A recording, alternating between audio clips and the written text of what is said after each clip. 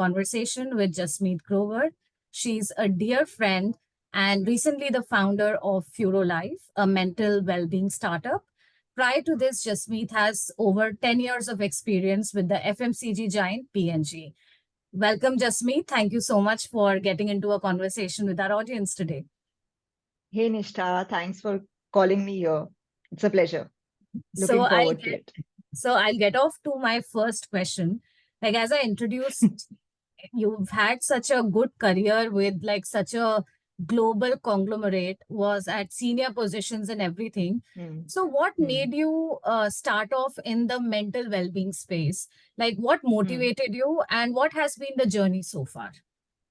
Hmm.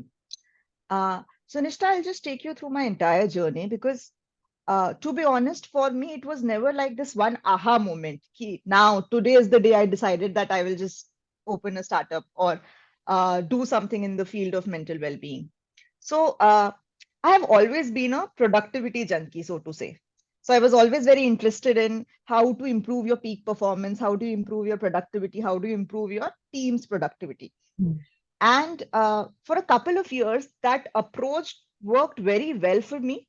I was delivering results, my team was delivering results. And then suddenly I went through a very severe burnout phase. Mm. And that kind of struck me a lot because I realized that productivity and peak performance is like the tip of an iceberg when you're talking about someone's well being journey. Because we as humans, our minds, there are so many state of our minds Mm. that just doing better every day at work Mm. is also a privilege. Because once your mind starts not being in your full control, Mm. things go really south. And then just showing up to work is also difficult, let alone being the best at work, which was kind of my motto when I started my career. So when I realized that even with the privilege that I came from, my well-being journey was much harder and longer Mm. than necessary, it kind of struck a chord with me that stayed with me through the years. And Mm. as I researched more, as I spoke to more and more people, slowly and steadily that idea became forming in my mind that this is something that I would want to pursue as a lifelong passion. Mm. And then, with a lot of practical pros and cons list and discussions at home, I finally took the call when I thought it was the right time for me to take it. Right. So it was a pretty slow and steady journey for me. And I am that of type of a person. I really want to take decisions which I feel are very right at that point in time. I don't jump into things half-hearted. So that's how it kind of took place very, Right. very slowly. No aha moment per se. Yeah. Uh, and it's been really rewarding so far. I Mm. think P&G was a very good company to work with. It taught me a lot. Mm. And now, when I'm doing something of my own, it is rewarding in a very different way. It's challenging daily. But you're also doing something that you're learning a lot on the way.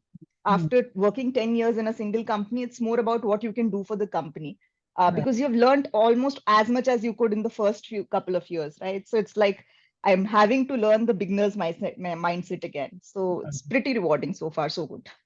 But Jasmeet, this is such a right thing that you highlighted, right? Like at times we always look at the glamorous part of entrepreneurship, and people are like, oh, this day this person must have woken up and would be like, I'm going to change the Mm, world and let's do something yeah. different and just stylishly put up our papers and do those things. But like you said, it's always a cumulative journey. Like your Yeah. learnings throughout the phase Yeah. of your career over a decade Hmm. long career that led you to Hmm. what you're doing right now and the impact that you're Yeah. trying to create with it. So, Jasmeet, Yeah. from your answer, I hear that it was a lot of your personal learning and your personal experience that you knew that Hmm. you came from, let's say, a place of privilege and you had that Hmm. mindset, oh, I'm going to give in my best. But over the years, you noticed how that's Hmm. impacting you, right? And that Hmm. that was sort of a motivation or a cultivating seed Hmm. for you to start in the Yeah. mental space. Now, this Hmm. space in general has been very tough to crack in India, specifically in Yeah. India, because most people are like, कि, oh, chalo, Hmm. घर वालों से बात कर लो, friends से बात कर लो. Hmm. Like, we don't actively Yeah. pursue solutions, Yeah. or we don't even try to diagnose it as a problem in the first place, you know. So, Yeah. sort of challenges and even opportunities do you see in this Hmm. space? And how do you see Furo Life creating a unique impact Hmm. in this Hmm. space? Like, what's your vision for your Yeah. company? What do you aim to do with it? Yeah. So I'll split my answer into two parts. The first is we'll talk about how I think the challenges in the space, and the other is what we're doing with Furolife. So I think the challenges in this space continue to be really big.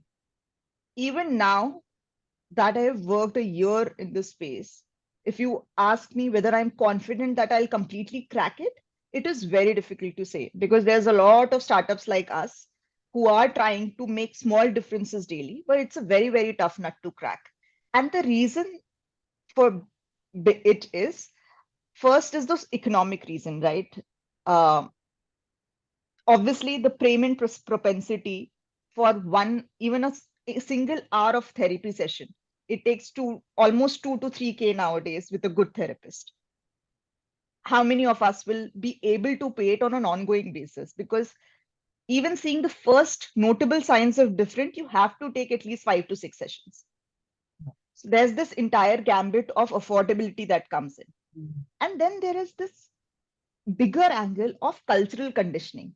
We as Indians have always been brought up with the way that where we associate a lot of strength to just keep nudging forward and keep everything in. That's how we have been brought up.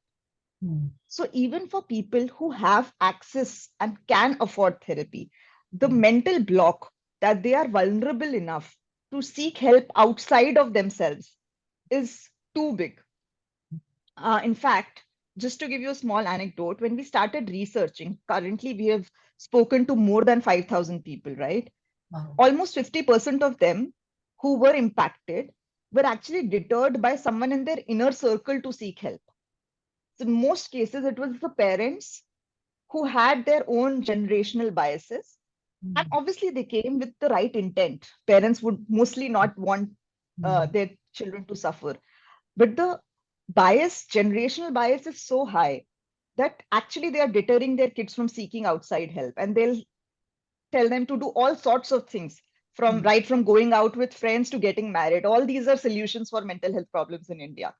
So when you're building for a solution, an actual solution, you don't have to actually fight with competitors. You have to find with this mindset. So the other startups and the other established companies, the disorganized markets, these are not our competitors. The competitor is that father or that mother telling the kid that there's nothing wrong in you. Or if the is of marriageable age, they'll say that just get married, everything will be sorted. Just have kids, everything will get sorted. So, and that change will be slow. Mm. So I think anyone who builds in this space will have to be really patient because it will not be an overnight change because it's very culturally conditioned in all our mindsets. Right. Even just to give you an example, even my parents think that I'm building a solution for others. Their kids cannot ever go through something like this. Right. So even with all the awareness that we are doing, mental health has become something that is good, and Mm. but it is good for your kids because my kids can never have that problem. Mm. That's basically the culture that we are sitting in now. Right. So what we are doing at Furo uh, is that we want it to be aligned with the cultural conditioning. So we don't think that I will get everyone to take a therapy session tomorrow because that's not going to happen. It's a big mental block. So Mm. what we are doing is we are the first step in your well-being journey. So we are using a Mm. blend of AI and human expertise to Mm. soften you to the approach of eventually taking therapy. So you're Mm. saying you talk to a person who is an expert and Mm. you talk to our bot, which has been trained by these experts, and you slowly but steadily start articulating whatever is going on in your mind to at Mm. least someone external to you.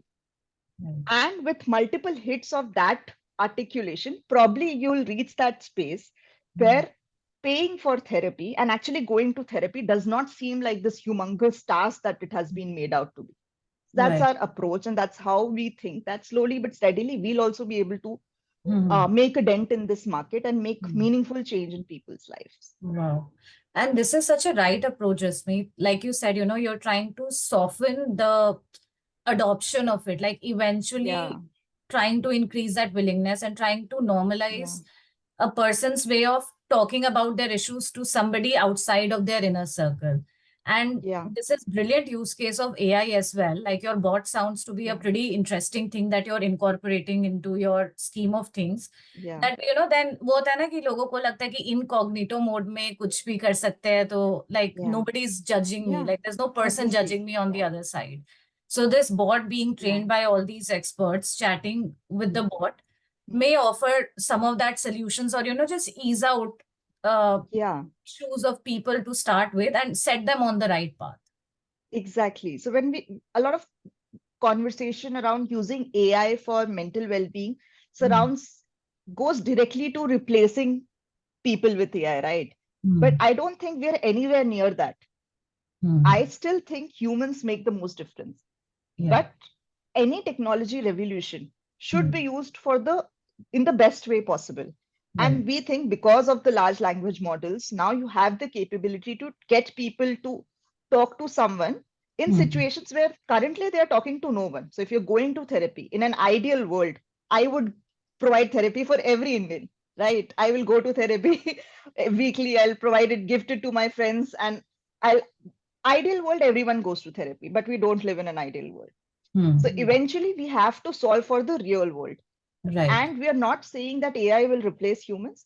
We are saying that in the current huge gap of quality support, AI can play a small role where it Hmm. kind of becomes the first step of a person's Right. journey in well Yeah. being.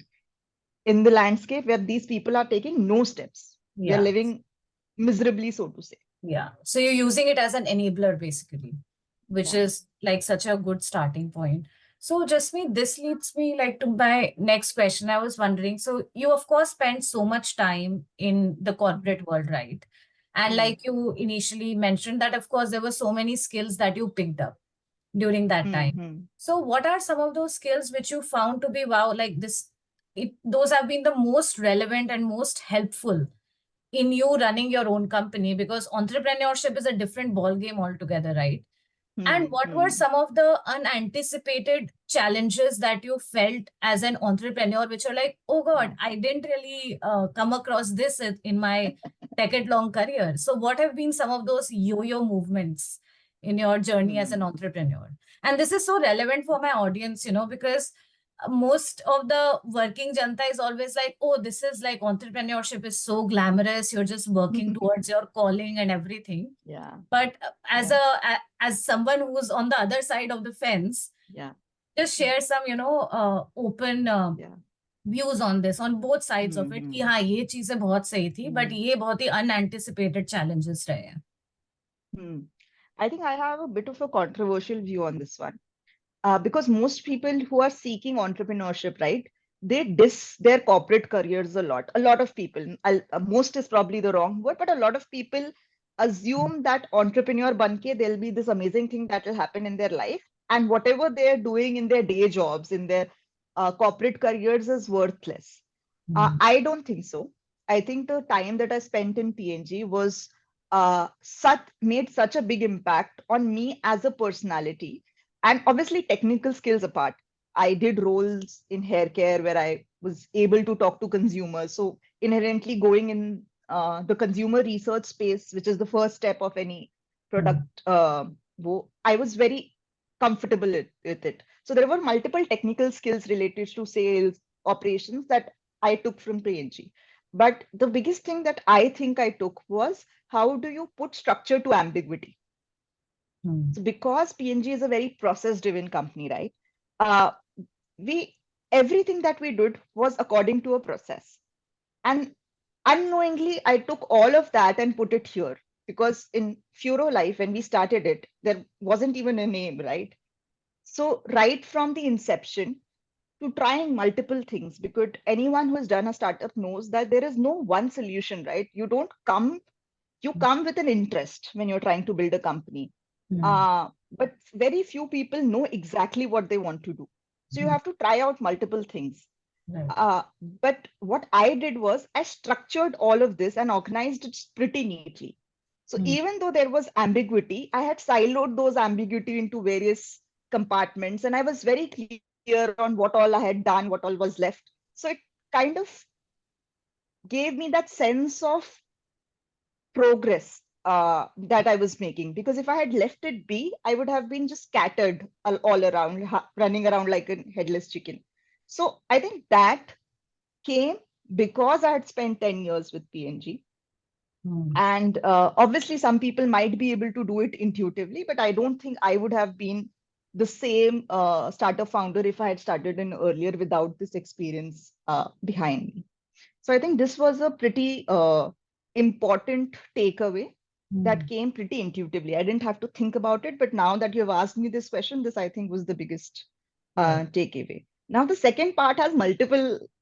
There are so many things I didn't anticipate that I feel that if I had anticipated, I'm not sure whether I'd taken the cons list would have been so big that I wouldn't have taken the uh, jump. So I genuinely believe that if you want to leave your job and Hmm. try starting up something, you have to be delusional to a certain extent, Hmm. because just statistically, you are bound to fail, right? So if you're not delusional in believing that you will be that 1 or 2% people that survive, Right. uh, then you would make Hmm. a half-hearted attempt or not even attempt it. Hmm. So, but I think a lot of things I underestimated. So I Hmm. overestimated my personal momentum. I assumed that I am some intrinsically motivated person because I genuinely thought myself to be. So मुझे लगता था यार मुझे rewards or appreciation I don't really give a damn. I'm above all this. But when you start working alone, where you two or three are the only ones in the entire company, so to say, that are building things, there's not much that comes in your way in forms of milestones or appreciations or anything, right? And I, at least for me, keeping up the momentum of my personal motivation was pretty hard. Right. And it was a shocker for me because I used to think of myself as some really intrinsically motivated person. So that was pretty hard. And then when you're also driving into startups, you don't think there will be a lot of core operations work, right?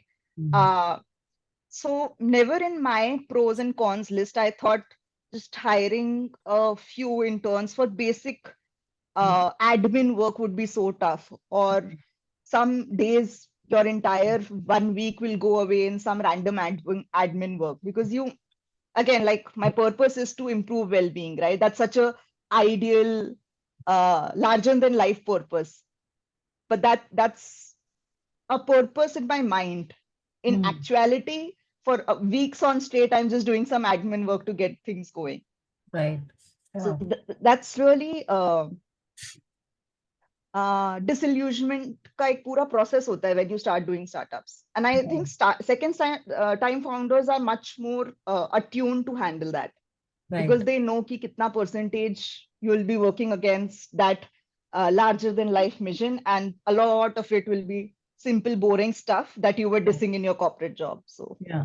yeah. This is such a unique perspective you have given, na, Jasmeet. I really loved how you started off that you need to be a little delusional to start off.